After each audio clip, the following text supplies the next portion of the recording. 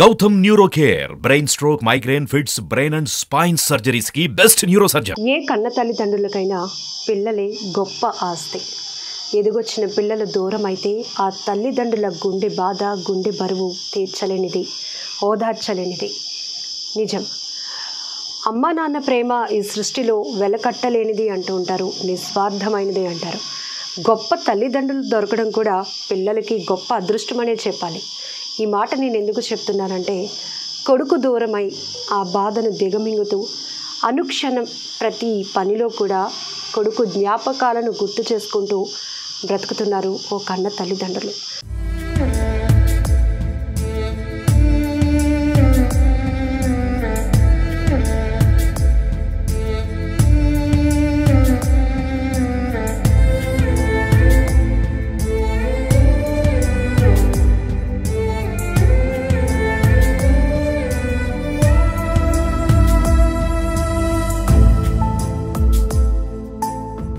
ఈ అమ్మా నాన్నతో మాట్లాడదాం. అసలు వాళ్ళ బిడ్డ ఎలా దూరం అయ్యారు, అసలు ఏం జరిగింది అడిగి తెలుసుకుందాం. నమస్తే అమ్మా. నమస్తే అండి శ్రీని గారు. ఏమైందండి అసలు మీ అబ్బాయికి? ఎప్పుడు చనిపోయారు? బాబు కన్నులోంచి చూపు పోయింది. చూపు పోయి కంటి చూపు లేదండి. లేకపోతే సారే విశాఖ ఈ హాస్పిటల్ వైజాగ్ రాసేశారు. విశాఖ ఈ హాస్పిటల్ తీసుకుని వెళ్ళిన తర్వాత వాళ్ళు కూడా ఐ చెకప్ చేసి కన్ను రిమూవ్ చేయాలనేసి అన్నారు. కాదు, సెకండ్ థాట్గా మళ్ళీ ఎల్వి ప్రసాద్ హాస్పిటల్ తీసుకెళ్దామని హైదరాబాద్ తీసుకెళ్ళాను. అక్కడ సంతోష్ హోనవర్ అని చెప్పేసి ఆయన అమెరికన్ డాక్టర్ అండి. ఆయన ఏం చేశారంటే బోత్ ఐస్కి స్కాన్ చేద్దామని చెప్పి చేశారు. బోత్ ఐ అంటే వన్ ఐ అయితే నీళ్ళు ఉంది, కంటి చూపు ఏమైతే లేదు, పీపుల్ డైలెట్ అయిపోయి ఉండిపోయిందని చెప్పేసి సెకండ్ ఐకి కూడా మళ్ళీ చూస్తే అందులో కూడా పాయింట్స్ ఎన్నో రెటీనా అనేది నరాల నుంచి పాకింది అని చెప్పేసి చెప్పారండి. అప్పుడు ఏం చేశారంటే డాక్టర్ గారు రేడియేషను కానీ అపోలో హాస్పిటల్కి పంపించారు. అపోలో హాస్పిటల్లోనేమో డాక్టర్ విజయానంద రెడ్డి గారు అని రేడియాలజిస్ట్, ఆయన చూసి 3 months day after day alternate days radiation చేయాలని చెప్పేసి ఆయన సజెషన్ చేశారు. బాబుని ఒకసారి నేను ఇంటికి రానన్నా చాలా డేస్ అయింది కదా, ఎగ్జామ్స్ టైం కదా, ఒకసారి వచ్చేళ్ళి ఇంకా 1 month ఉంది కదా అని వచ్చాడండి. అయితే రానన్నవాడు వచ్చాడండి. ఏంటి వెంటనే వచ్చాడని చూస్తే ఈ కన్ను పక్కన ఇంత లావుగా కాయ వాసిపోయిందండి.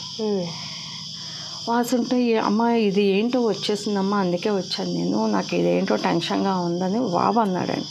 ఏమ్మా నీకు ఇలా నెక్కుతుంటే ఏమన్నా పెయిన్ వస్తుందంటే, పెయిన్ అయితే ఏమీ లేదమ్మా, అక్కడ మాత్రం నాకు ఇబ్బందిగా ఉంది అని చెప్పేసి అంటే, సరే ఒకసారి డాక్టర్ శ్రీను గారు అని చెప్పేసి మా వారి క్లాస్మేట్, ఆయన దగ్గర నేను చూపిస్తే డాక్టర్ గారు అన్నారు, చిన్ని ఇదేంటో ఇమీడియట్లీ నాకు చాలా సివియర్ పొజిషన్ లాగా ఉంది, ఇమీడియట్లీ వైజాగ్ తీసుకెళ్ళిపోయి రాజా గారి దగ్గర చూపించి, జనరల్ సర్జన్ అండి ఆయన దగ్గర చూపించంటే డాక్టర్ రాజా గారికి చూపించడం జరిగింది.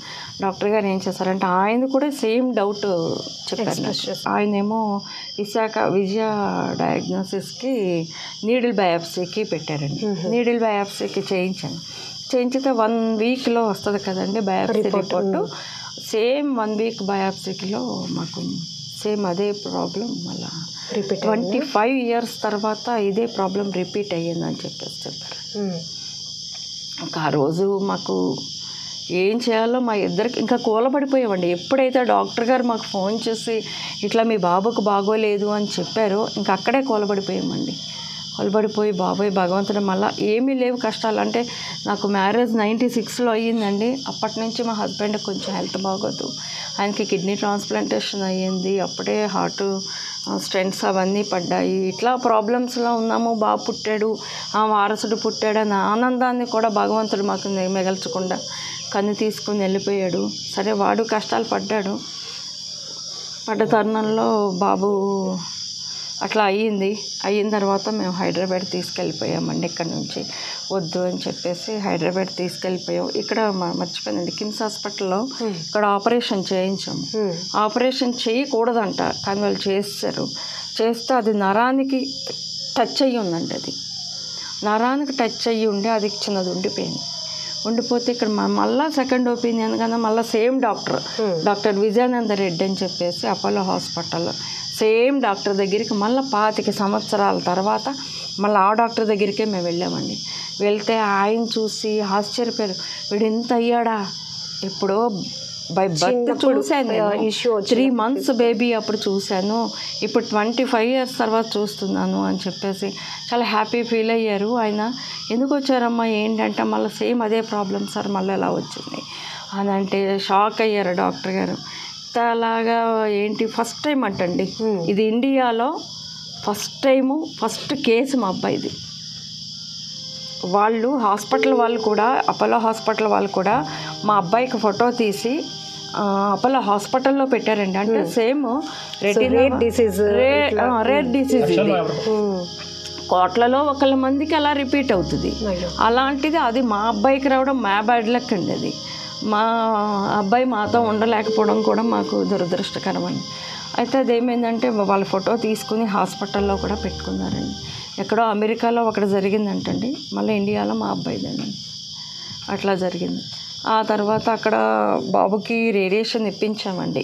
మళ్ళీ అప్పుడు కూడా 3 నెలలు ఇప్పించిన తర్వాత తగ్గటం లేదండి. అక్కడి నుంచి ఇంకో చోటకి అలా పాకుతూనే ఉందండి. ఇది పాకుతుంటే తగ్గట్లేదు అని చెప్పేసి నేను బాధపడుతుంటే అప్పుడు పెట్ల ఉమాశంకర్ గణేష్ గారు వాళ్ళ మిస్సెస్ ఇద్దరూ కలిపి నాతో మాట్లాడి మళ్ళీ అక్కడి నుంచి పూరి జగన్నాథ్ గారికి ఫోన్ చేసి లావణ్య ఉదయం గారికి ఫోన్ చేసి వాళ్ళకి చెప్పి వాళ్ళ అక్కడి నుంచి మళ్ళీ బాలకృష్ణ గారితో మాట్లాడారండి. పూరి అన్నయ్య గారు బాలకృష్ణ గారితో మాట్లాడి అక్కడి నుంచి బసవతారకంక మార్చి సెంథిల్ జె రాజప్ప అనే పెద్ద డాక్టర్ గారు ఉన్నారు. ఆ డాక్టర్ గారికి ఆయన రేడియో ఆంకాలజీయే ఆయనకు చూపించారండి. ఆయనకు చూపిస్తే ఆయన కూడా సేమ్ చెప్పారండి, ఇది తగ్గే జబ్బు కాదమ్మా, వన్స్ రాదు వచ్చింది అంటే బాబుని కొంచెం మొత్తం చేద్దాం, ట్రై చేద్దాం. ఏ ఏజ్లో తను? ఇప్పుడు 25 years అండి బాబుకి. ఆ 24 yearsలో వచ్చింది. 24 yearsలో మా బాబుకి ఇలాగ వచ్చింది. వచ్చిన 2 సంవత్సరాలు వాడు చాలా ఇబ్బంది పడ్డాడు. కీమోస్ అయితే దగ్గర ఒక 12 కీమోలు ఇప్పించాము. రేడియేషన్ అయితే మ్యాక్సిమం 6 నెలలు ఇప్పించామండి. అయితే అది ఇలా వాసిపోయిందండి. ఇక్కడి నుంచి ఇక్కడికి వెళ్ళిపోయి ఇక్కడ నరం ఇలా వాసిపోయింది. ఇది ఇలా పాకి ఇక్కడ నుంచి లంగ్స్ ఇటు నుంచి మళ్ళీ లంగ్స్లోకి వెళ్ళిపోయింది.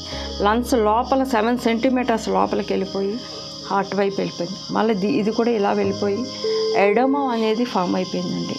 సో చిన్నప్పటి నుంచి ఈ కంటి సమస్యతో తను బాధపడుతున్నాడు. కానీ మధ్యలో ఎలాంటి జ్వరం కానీ ఏ డిసీజ్ రావడం కానీ ఏ రోజు మేము ఎరగమండి. 6 years నుంచి మళ్ళీ 23 years 24 years వచ్చే వరకు మా బాబుకి ఫీవర్ కూడా ఎరగమండి. చివరిగా బాబుతో అంటే ఏం జరగబోతుందో మీకు తెలుసు, కానీ ఆ బాధను కూడా గుండెల్లో దాచుకొని ఉన్నన్ని రోజులు బాబును బాగా చూసుకోవాలి, వాడికి ఇష్టమైనవి చేయాలి అని చివరి ప్రయత్నాలన్నీ మీ రకంగా ఏ విధంగా చేశారు? ప్రభాస్ గారిని కూడా కలిశారు కదా, ఎందుకమ్మా?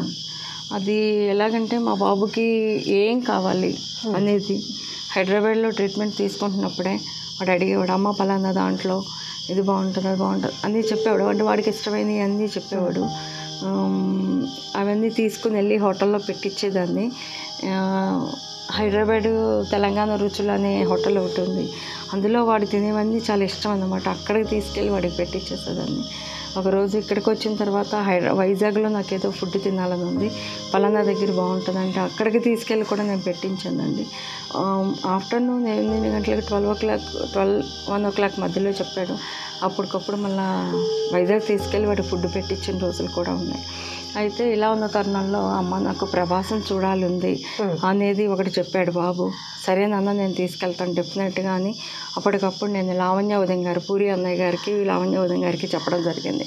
చెప్తే వాళ్ళు ఏం చేశారంటే ఇమీడియట్లీ వదిన నేను తీసుకెళ్తాను వదిన, నీకెందుకు నువ్వేం టెన్షన్ పడకు, కన్నయ్యకి మనం చూపిద్దాము ప్రభాస్ని అని చెప్పేసి లావణ్య ఉదయం గారు చెప్పడం. అందరూ ముద్దుగా కన్నయ్య అని పిలుస్తామండి మేము. అయితే ఇమీడియట్లీ ఆయన ఎప్పుడు ఇస్తారో అని చూస్తుంటే ఆ రోజే ఇచ్చేసారు. ఆ రోజే అపాయింట్మెంట్ ఇచ్చేసి ఆ రోజు నైట్కి వెళ్ళాము. వెళ్తే ఆయన 1/2 అవర్ అని చెప్పారండి. మేము 8:30కి వెళ్ళాం. 8:30కి ఆయన ఎక్కడో ఉన్నారు, మళ్ళీ వస్తారు ఒక 1/2 అవర్ తర్వాత రమ్మన్నారు. ప్రభాస్ గారు మేము వెళ్ళేసరికి ప్రభాస్ శ్రీను గారు అక్కడే ఉన్నారు. అంటే మాట్లాడుతున్న తరుణంలో వచ్చారండి. ఈలోపు ఏమైందంటే ఈ ట్రావెలింగ్లో మాకు లావణ్య ఉదయం గారు ఫోన్ చేశారండి. కన్నయ్యకి ఏదంటే ఇష్టమో అడుగుతున్నారు నా ప్రభాస్ అని అన్నారు.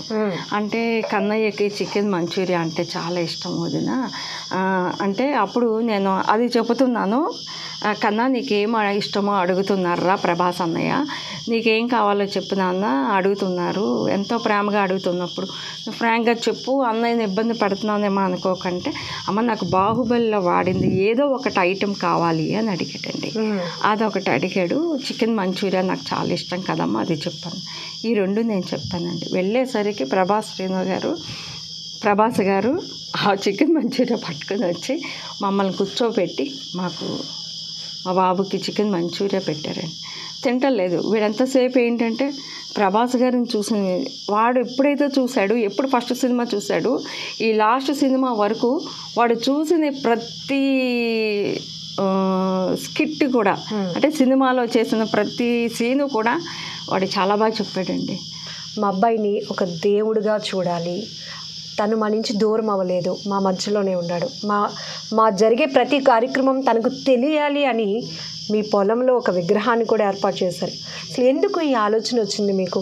బాబు చనిపోయాక ఇంకా మేమిద్దరం కలిపి ఫోటో పెట్టుకుని పడుకునేవాళ్ళం. ఇలా కాదు మన బాబు మనతోనే ఉన్నాడు అని చెప్పేసి మేమే రాజస్థాన్ జైపూర్లో ఏం చేసామంటే అక్కడ ఆర్డర్ ఇచ్చి అది పాలరాతితో చేసింది.